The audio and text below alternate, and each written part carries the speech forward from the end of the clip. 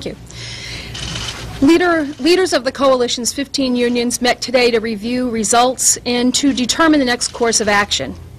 We remain committed to seeing to it that the 45,000 members of our unions can play a positive role in helping to close the budget gap while protecting jobs and preserving vital services.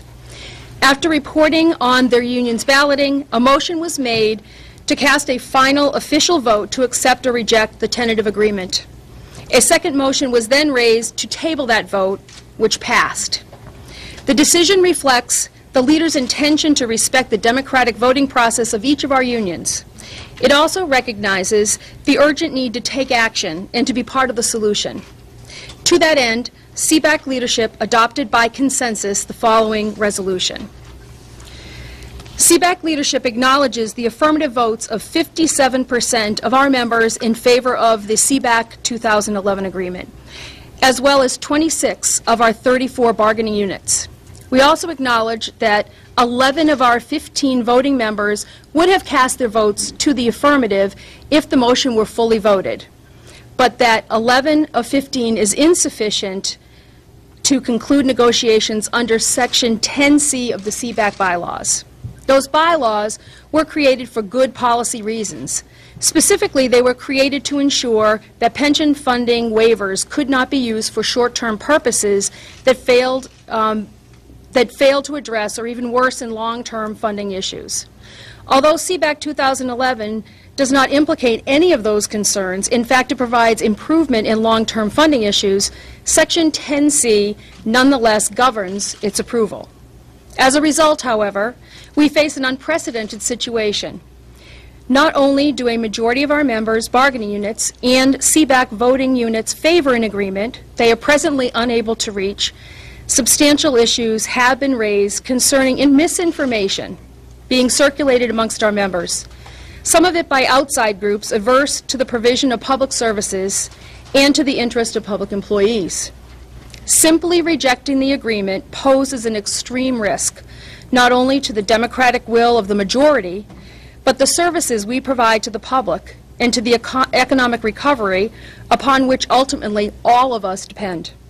Accepting the agreement over the adverse votes of the members of 4 of 15 voting units under the current rules is also unacceptable. CBAC leadership therefore resolves, 1, to continue to work in good faith with the administration to find a resolution which protects legitimate interests of all Connecticut's working and middle-class families, including public employees. 2, to consider whether 10C of the CBAC bylaws remain the best vehicle for balancing the democratic interests of the majority with the need to protect the stability and viability of health care and pension benefits, including pension funding. 3, to explore and remedy the misinformation provided to many members about the tentative agreement and about the consequences of accepting or rejecting that agreement. And lastly, to do all we can to protect our members and the broad public they serve from those who seek to use an unprecedented fiscal crisis of the state as an excuse to weaken the voice of working families, public and private. Thank you. So by tabling it for 30 days, you obviously think there's some room for some sort of negotiating with the administration or with your own people, or which? I'm confused. So real quick, Mark, if I could, I just want to introduce the folks who are going to be answering questions. Well, we've got this big group back here. Just answer the question. We'll get to them later. But what exactly is happening?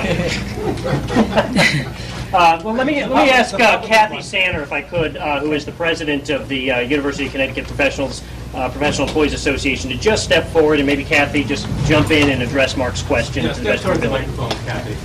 Well, we feel that, as was stated in the resolution, that our bylaws were created at a time for a different purpose. First of all, there were fewer unions involved in CBAC at the time. There were fewer voting unions, and the purpose of the bylaws was to prevent pension problems with the pension rating.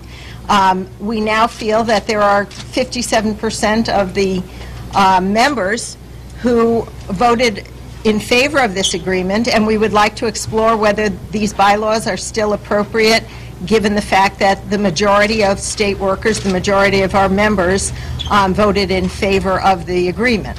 We just feel it's a more democratic process if we look at whether, in fact, these bylaws are appropriate So in right other words, now. you're exploring a way to try to reverse what happened. That's what you're doing, in plain language, isn't that right? Go ahead. Yeah, I don't think so. Luciano? Yeah, I don't think so. What we're doing, we respect those no votes.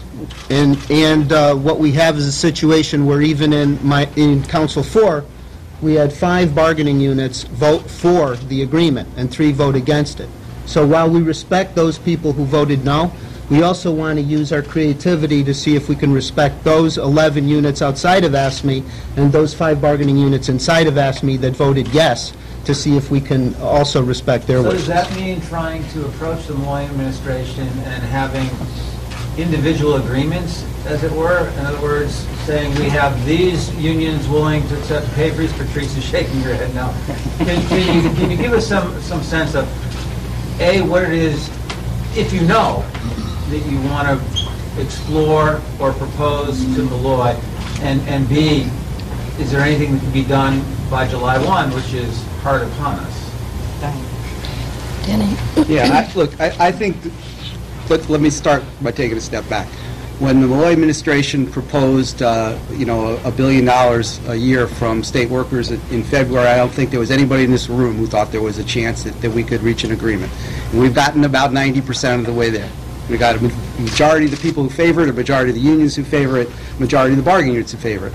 We also have a set of rules which... You've been watching a live press conference out of Hartford where union leaders have been meeting all of day, talking about what their next move is going to be in terms of coming to an agreement over these proposed layoffs by Governor Malloy. Complicated, but what it sounds like they're doing is saying hold everything now for 30 days. They want to table things, and it sounds like negotiate with the governor to try to come to some kind of resolution, because as you heard there, most of the union members involved with state government here voted yes to this deal with the governor, 57%, but because of the structure of their bylaws, it was still voted down. So they want to look at their bylaws, and it sounds like continue to talk to the governor to try to avoid those 7,500 layoffs the governor has been talking about. Late today, as we covered here on News 8, the governor seemed to back away from that number a bit. So everyone's saying, hold on a minute, and we will be watching. But at the moment, it looks like everything is hold, at least for a few